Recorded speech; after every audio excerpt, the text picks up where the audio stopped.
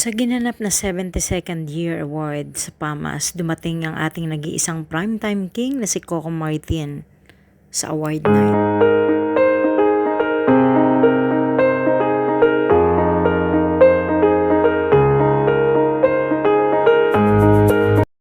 Pagpasok pa lamang niya, nakita niya yung mag-asawa na si Marian at si Dingdong. Binigyan siya ng mahigpit na yakan ni Dingdong at kinamayan siya ni Marian.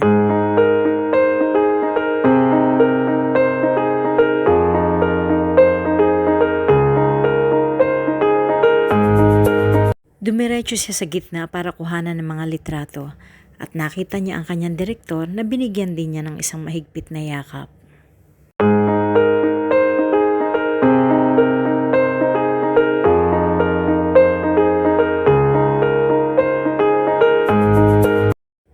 Marami ang bumilib kay Coco Martin dahil sa napaka-humble niyang tao.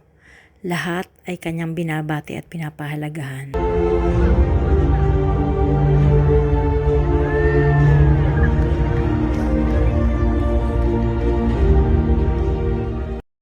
Ang mga sumunod ay tinawag na siya upang ibigay ang karangalan na tropeyo sa kanya, na kanya namang pinaunlakan sa entablado. Salamat po sa Guillermo Mendoza Awards sa karangalan na pinagkaloob niyo sa amin.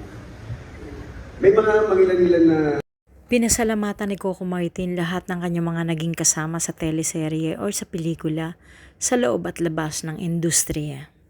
award sa Guillermo, pero isa po ito sa pinaka-special sa akin kasi iba pala ang pakiramdam kapag nasa likod ka na rin ng production. Sinabi niyang ang award na hawak niya ngayon ang isa sa pinaka-espesyal para sa kanya. Award sa Guillermo, pero isa po ito sa pinaka-special sa akin kasi iba pala ang pakiramdam kapag nasa likod ka na rin ng production. Kaya naman walang humpay ang kanyang pasasalamat sa lahat ng kanyang mga naging katrabaho, naging kasama at naging kapamilya.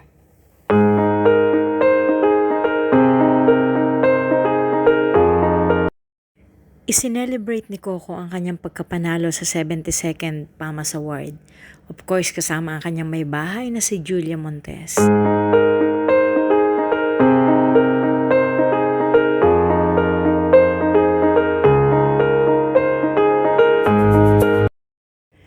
Super sweet talaga itong dalawa na to, yung mag-asawa si Coco Martin at of course si Julia Montes.